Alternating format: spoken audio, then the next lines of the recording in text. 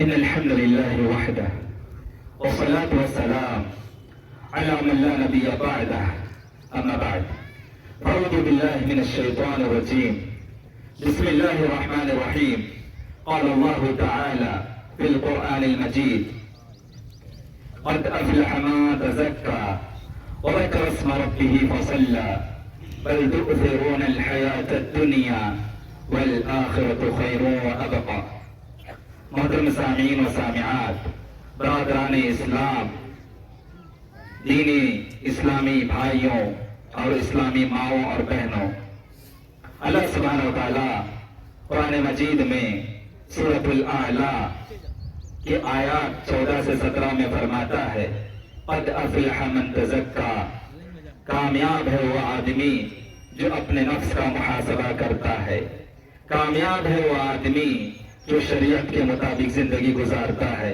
کامیاب ہے وہ آدمی جو اپنے آپ کو گناہوں سے دور رکھ کر زندگی گزارتا ہے، وَذَكَرَ اسْمَ رَبِّهِ فَصَلَّى، اور ہمیشہ اپنے رب کی ذکر و اذکار کرتے ہوئے شریعت کے مطابق زندگی گزارتا ہے، فَصَلَّى، اور نماز کی پابندی کرتے ہوئے زندگی گزارتا ہے، بل تؤثرون الحیات الدنیا، یہ دنیا یوں ہی ختم ہو جانے والی ہے، دنیا کی کوئی حیثیت نہیں ہے، یہ دنیا فانی ہے، یہ ٹیمپرری ہے، پرماننٹ لائف جو ہماری ہے وہ آخرت کی زندگی ہے، اس کی تیاری کرتے ہوئے انسان کو زندگی گزارنا چاہیے، تقوی کی زندگی گزارنا چاہیے اور ہمیشہ آخرت کی تیاری کی فکر کرتے ہوئے زندگی گزارنا چاہیے۔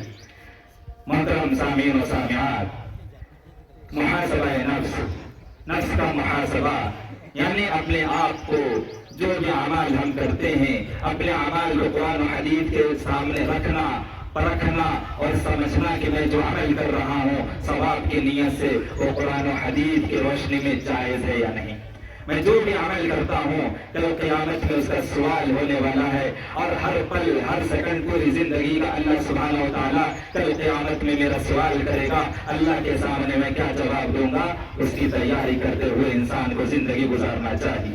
اپنے نفس کا محاسبہ کیسا کریں گے؟ محاسبہ یہاں رمضان کے مہینے کا محاسبہ کرنا ہے۔ میرے اور آپ کے یہ جو ایک ماہ رمضان کا ماہ گزرا ہے، رمضان کا مہینہ گزرا ہے، اس میں ہم کیسے مستفید ہوئے ہیں، رمضان کے فائدے سے کیسا فائدہ اٹھایا ہے رمضان کے مہینے سے، ہر کسی کو اس کے بارے میں جائزہ لینا ہے کہ رمضان میں جس طریقے سے میں نے عبادات کی ہیں وہ تمام کی تمام عبادات شریعت کی روشنی میں، قرآن و حدیث کی روشنی میں کی ہے یا نہیں، اس کا جائزہ لینا ہے۔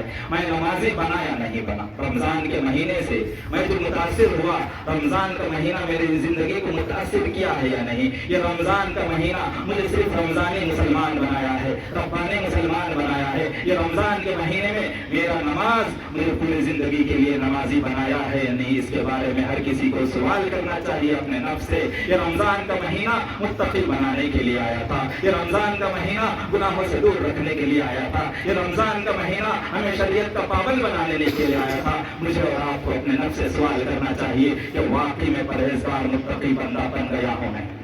یہ محاسبہ اس طریقے سے محاسبہ کرنا ہے۔ جب ہم بات چیت کرتے ہیں، رمضان کا مہینہ گزر گیا، جس طریقے سے رمضان میں ہمارے زبان کو ہم کنٹرول میں رکھے تھے، غیبت سے، چغلخوری سے، دوسروں کی کھینچا تانی سے، دوسروں کی غیبت سے یا بےہودہ باتیں سے، لہو و لعب کی باتوں سے جس طریقے سے ہم پرہیز کیے ہوتے، کنٹرول میں رکھے تھے، رمضان کے بعد بھی اپنے آپ کا محاسبہ کرنا ہے کہ پوری زندگی میں اپنی زبان کو کنٹرول میں رکھتا ہوں یا نہیں۔ اسی طریقے سے یہ جو تراویح کا اہتمام کیا ہم نے، تہجد کا اہتمام ہم نے کیا، قیام اللیل کا اہتمام ہم نے کیا، رمضان کے بعد بھی پوری زندگی میں اس کو اپلائی کرنا ہے کہ میری پوری زندگی میں تہجد کی پابندی، تہجد کی پابندی ہو۔ اگر رمضان کے مہینے میں سے ہمیں فائدہ ہوا ہے، مجھے اور آپ کو، کہ ہماری زندگی میں کوئی چینجز آئی ہے، کوئی تبدیلی آئی ہے، دینی صورتحال ہمارا بدل چکا ہے، تو الحمدللہ ہمارا رمضان کا مہینہ واقعی کامیاب مہینہ ہے۔ علی رضی اللہ عنہ فرماتے ہیں کہ مومن بندے کے لیے ہر دن اس کا عید ہے، ہر دن مومن بندے کے لیے اس کا عید ہوتا ہے۔ جس دن مومن بندہ اپنے آپ کو گناہوں سے دور رکھتا ہے، جس دن اپنے آپ کو بندہ قرآن و حدیث کے خلاف کے کاموں سے، خلاف ورزی سے دور رکھتا ہے، ہر دن مومن بندے کا عید کہلاتا ہے. کیوں؟ وہ گناہوں سے دور رکھتا ہے. علی رضی اللہ عنہ فرماتے ہیں یہ عید الفطر کی نماز یہ اس کی نماز ہے جو رمضان کے مہینے میں اپنے روزے کو اپنے عبادات کو اللہ تعالیٰ سے قبول فرما لیا. اور مومن کے لیے روزانہ عید کا دن ہے اگرچہ وہ اپنے آپ کو گناہوں سے دور رکھتا ہے. اور دوسری چیز جو مجھے بتانا ہے وہ یہ ہے کہ اعمال صالحہ پر مداومت، یعنی ہمیشگی کے ساتھ ہمیں اعمال کرتے ہی رہنا ہے، نیکی کا عمل کرتے ہی رہنا ہے. وہی جذبہ، وہی دلچسپی، وہی انٹرسٹ ہماری زندگی میں ہونا چاہیے جو انٹرسٹ ایک مہینے کے اندر ہم نے ٹریننگ لی ہے. نماز کی وہی پابندی، تراویح کی وہی پابندی، تہجد کی وہی پابندی، اور اسی طریقے سے بےہودہ باتوں سے بچنے کی وہی پابندی، اور قرآن و حدیث کے خلاف کام کرنے سے رکنے سے وہی پابندی. یہ نیک صالح اعمال میں مداومت کرنے کی ضرورت ہے. کیوں؟ کیونکہ یہ زندگی فانی ہے، ختم ہونے والی ہے. جو نیک اعمال کرے گا وہی جا کے آخرت میں کامیاب ہونے والا ہے. قرآن و حدیث کے مطابق جو زندگی گزارے گا وہی آخرت میں جا کے کامیاب ہونے والا ہے. یہ عبادت کب تک کرنا ہے؟ اللہ سبحانہ و تعالیٰ فرماتا ہے وَاعْبُدْ رَبَّكَ حَتَّى يَأْتِيَكَ الْيَقِينُ کہ میرے بندے سے آپ کہہ دیجئے کہ وہ میری عبادت کرے، شریعت کے مطابق زندگی گزارے، قرآن و حدیث کے مطابق زندگی گزارے، حَتَّى يَأْتِيَكَ الْيَقِينُ یہاں تک کہ اسے موت آ جائے. پتا چلا کہ موت آنے تک ہمیں قرآن و حدیث کا متشرع بندہ بننا ہے. سوال ہے میرا آپ لوگوں سے کہ عبادات یہ عید تک ہے یا پوری زندگی تک ہے؟ یہ ہماری عبادات ٹمپرری نہیں ہے، ایک مہینہ کے لیے نہیں ہے، رمضان کے لیے نہیں ہے، بلکہ عبادات ہماری آخری دم توڑنے تک ہونا چاہیے. قبر میں پہنچنے تک عبادات کا سلسلہ جاری رہنا چاہیے، کنٹینیوٹی رہنا چاہیے، پروگریسو رہنا چاہیے. ہمیشہ نیکیوں کے سلسلے میں اپڈیٹ ہوتے رہنا چاہیے. ہمارے اعمال ہمیشہ اپڈیٹ ہوتے رہے، ہمارے اعمال کے کرنے کا سلسلہ ہمیشہ اس میں اضافہ ہوتے رہے. اس طریقے سے زندگی گزارنا چاہیے. رمضان کا مقصد اپنے آپ میں تقویٰ پیدا کرنا تھا. رمضان کا مقصد اپنے آپ میں تقویٰ پیدا کرنا تھا. یہ تقویٰ، یہ پرہیزگاری، قرآن و حدیث کے خلاف جو زندگی گزارنے سے ہم دور تھے، یہ تقویٰ، یہ پرہیزگاری پوری زندگی ہونا چاہیے. اللہ سبحانہ و تعالیٰ فرماتا ہے یا ایھا الذین آمنوا اتقوا اللہ حق تقاته ولا تموتن الا وانتم مسلمون. اے مومنو، قرآن و حدیث کے مطابق زندگی گزارو، تقوی کی زندگی گزارو، پرہیزگاری کی زندگی گزارو، ہمیشہ اللہ سے ڈرتے ہوئے زندگی گزارو، قرآن و حدیث کی روشنی میں زندگی گزارو. اور کب تک گزارنا ہے؟ قبر میں پہنچنے تک. قرآن کی پابندی کب تک کرنا ہے؟ قبر میں پہنچنے تک. احادیث کی پابندی کب تک کرنا ہے؟ قبر میں پہنچنے تک. نبی کریم صلی اللہ علیہ وسلم فرماتے ہیں اتق اللہ حیثما کنت کہ تم جہاں بھی رہو اللہ سے ڈرتے ہوئے زندگی گزارو. تو اسی طریقے سے ہمیں تقوی کی زندگی گزارنے کی ضرورت ہے. اور ایک آخری پیغام اور سب سے اہم پیغام میں جو آپ دینا چاہتا ہوں آج کے دن، تو خوشی کا موقع ہے. روٹے ہوئے لوگوں کو منا لیں. یہ خوشی کا موقع ہے. ہم سے جو روٹ چکے ہیں، ہم سے جن کا دل ٹوٹ چکا ہے، جو ہم سے دور ہو چکے ہیں، چاہے وہ ہمارے رشتہ دار ہوں، چاہے وہ ہمارے فرینڈ سرکل کے فرینڈشپ کے لوگ ہوں، یا کوئی بھی قریبی رشتہ دار یا دور کا رشتہ دار، مسلمان بھائی، مومن بھائی، چاہے وہ بھائی ہو یا بہن ہو، اگرچہ ہم سے روٹ چکے ہیں تو ان سے دل سے جوڑنے کی ضرورت ہے. روٹے ہوئے دل کو منانے کی ضرورت ہے. دل سے نفرت کو دور کریں، دل سے قدرت کو دور کریں، اپنے دل سے بغض کو دور کریں، اپنے دل سے عداوت کو ختم کریں، اپنے دل سے دشمنی کو ختم کریں. قبر میں جانے سے پہلے اپنے دل میں جو نفرت ہے، اپنے دل میں جو قدرت ہے، اپنے دل میں جو بغض ہے، اپنے دل میں جو عداوت ہے، اپنے دل میں جو دشمنی ہے، قبر میں جانے سے پہلے ان تمام چیزوں کو دل سے پاک کر کے دفن کر دیں. خوشی کو بانٹنے کا دن ہے، نفرت کو دفن کرنے کا دن ہے، نفرت کو ختم کرنے کا دن ہے. جن سے بھی آپ نفرت ہیں جا کے گلے ملیں، خوشی کو پھیلائیں. نبی کریم صلی اللہ علیہ وسلم فرماتے ہیں، صحیح بخاری کا حدیث ہے، حدیث نمبر 6077، کہ کسی مومن بھائی کے لیے جائز نہیں کہ وہ اپنے دوسرے مومن بھائی سے 3 دن سے زیادہ اپنے بات چیت کو، گفتگو کو بند کر ہی رکھے. اور نبی کریم صلی اللہ علیہ وسلم نے فرمایا یہ تو جو بندے اپنے آپ میں اعراض کرتے رہتے ہیں، مس انڈرسٹینڈنگ کی وجہ سے، اختلافات کی وجہ سے دوریاں پیدا ہو جاتی ہیں، یہ 3 دن تک ہی ہے. اگرچہ آپس میں جب ملاقات ہوئے फौरन जो है सलाम करना चाहिए। नबी करीम सल्लल्लाहु अलैहि वसल्लम ने फरमाया खैरुहुमा अल्लज़ी यब्दउ बिस्सलाम, उन दोनों में जिनमें आपस में रंजिशें पैदा हो गई हैं, जिनके आपस में ताल्लुकात की बिगाड़ पैदा हो चुकी हैं, जिनके आपस में नफरत पैदा हो चुकी है, दुश्मनी पैदा हो चुकी है, दिल में बोझ रखते हैं, दिल में हसद रखते हैं, दिल में अदावत रखते हैं, दिल में दुश्मनी रखते हैं, जब आपस में मुलाकात करें, तीसरा दिन होने हो उससे पहले जो मुलाकात हुए उसमें सबसे पहला जो बंदा झुक के सामने जाके अपने ईगो की परवाह नहीं करता, अपने एटीट्यूड की परवाह नहीं करता, बल्कि इस्लामी शरीयत के मुताबिक जिंदगी गुजारता है, इस्लामी तालीमात के मुताबिक जिंदगी गुजारता है। चाहे मैं गलती पर हूँ, मेरा दोस्त, मेरा रिश्तेदार, मेरा करीबी रिश्तेदार, मेरा भाई, मेरी बहन अगर मुझसे रूठ चुकी है या रूठ चुका है, उनका दिल टूट चुका है, तो जाके सलाम के जरिए नफरत को खत्म करने की जरूरत है और खुशी को फैलाने की जरूरत है। और एक पैगाम ये है कि गरीबों की खुसूसी मदद करते रहे। जिस तरीके से रमजान का महीना आया था, मुख्तलिफ अक़साम के लोग अपनी मजबूरियों को लेकर, अपनी हाजतमंदी को लेकर हमारे पास आते थे, हम दिल खोल कर उनका ताउन करते थे। ये सिलसिला जारी रहना चाहिए, ये सिलसिला मरते दम तक जारी रहना चाहिए। जब भी जरूरतमंद हमें नजर आए, जब भी मुसीबत में कोई नजर आए, जब भी मुसलमान कोई परेशानी में नजर आए, उनके परेशानी को दूर करने की कोशिश करते रहना चाहिए, उनके हाजतमंदी को दूर करते हुए रहना चाहिए, उनकी फिजिकली सपोर्ट भी करना है, फाइनेंशियली सपोर्ट भी करना है। अब्दुल्लाह बिन उमर रज़ियल्लाहु अन्हु की हदीस है, सही बुखारी की हदीस है 6951। नबी करीम सल्लल्लाहु अलैहि वसल्लम फरमाते हैं मुसलमान का भाई है।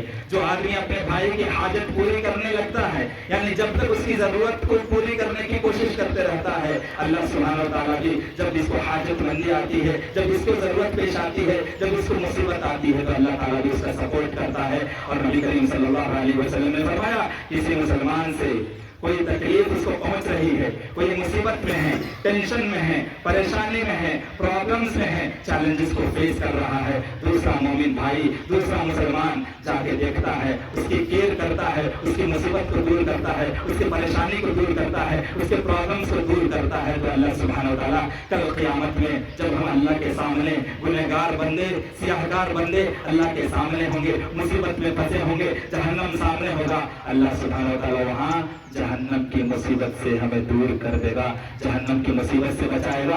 पता चला कि जो भी मुसलमान कर्जदार हैं, हमारे पास मालदारी है, उनके कर्ज को दूर करने की कोशिश करें। जिनके हालात अच्छे नहीं हैं, गुर्बत की जिंदगी है, उनकी जिंदगी में पॉवर्टी है या बैकवर्ड क्लास के लोग हैं, अगर आपके पास मालदारी दिया है, गरीब बच्चियों की शादी कराने की जरूरत है, बिजनेस किसी का लॉस हो चुका है, आप उनको कर्जे हंसा दे और उनके बिजनेस को आगे बढ़ाने की कोशिश करें। यानी फिजिकली सपोर्ट भी करना है, फाइनेंशियली सपोर्ट भी करना है। ये रमजान का महीना जिस तरीके से हम सदका और खैरात किए हैं, इन्फाक फी सबीलिल्लाह का काम किए हैं, दूसरों को सपोर्ट करने की जरूरत किए हैं। कोई आता था अपने बीमारी के बारे में बताता था, हम ताउन कर देते थे। कोई मदरसे के लिए आते थे, हम ताउन कर देते थे। किसी मस्जिद की तामीर की बात होती थी, हम दिल खोल कर ताउन करते थे। कोई गरीब बच्चे की शादी का मामला होता था, हम दिल खोल कर ताउन करते थे।